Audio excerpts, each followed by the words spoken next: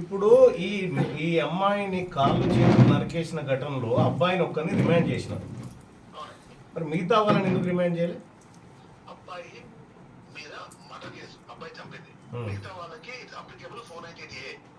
ఇది statement record చేసిన తర్వాత టేక్ ఒపీనియన్ నోటీస్ ఇవ్వాల్సిగా రిమాండ్ చేయవచ్చు. మర్డర్ కేసులో భర్త రిమాండ్ చేసినాం, భర్త చంపిండు, వాళ్ళకి ఓన్లీ 498 అప్లికేబుల్ అవుతుంది. అది కూడా మా తండ్రి స్టేట్మెంట్ రికార్డ్ చేసినాము.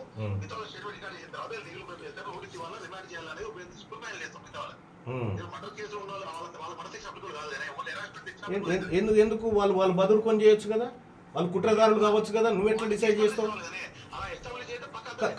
నువ్వెట్లా డిసైడ్ చేస్తావు? అది కోర్టు కదా డిసైడ్ చేయాల్సింది.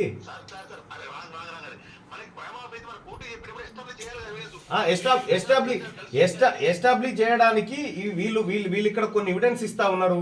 కనీసం బాధితులు వస్తే కూడా మర్యాద ఇచ్చుడు తెలియదు నీకు. వాళ్ళు వచ్చి ఇంత దూరం నుంచి వచ్చి మాట్లాడితే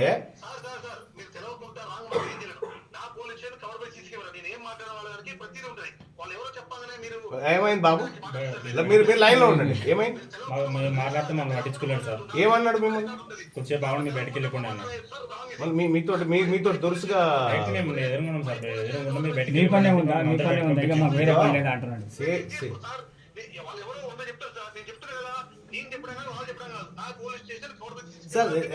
సిఐ గారు, నీ పోలీస్ స్టేషన్ కాదు, అది పబ్లిక్ ది. నో నీ పోలీస్ స్టేషన్ కాదు అయ్యా. వినండి సిఐ గారు, వినండి సిఐ గారు, నేను మీ దగ్గర నేర్చుకునే పరిస్థితిలో లేను కానీ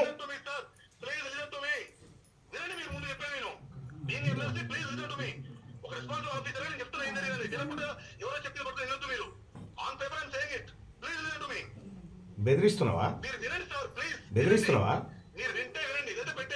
పెట్టేసుడేందా? నేను అడిగింది ఏంది, మిగతా వాళ్ళని ఎందుకు రిమాండ్ చేయలేదని అడిగినా.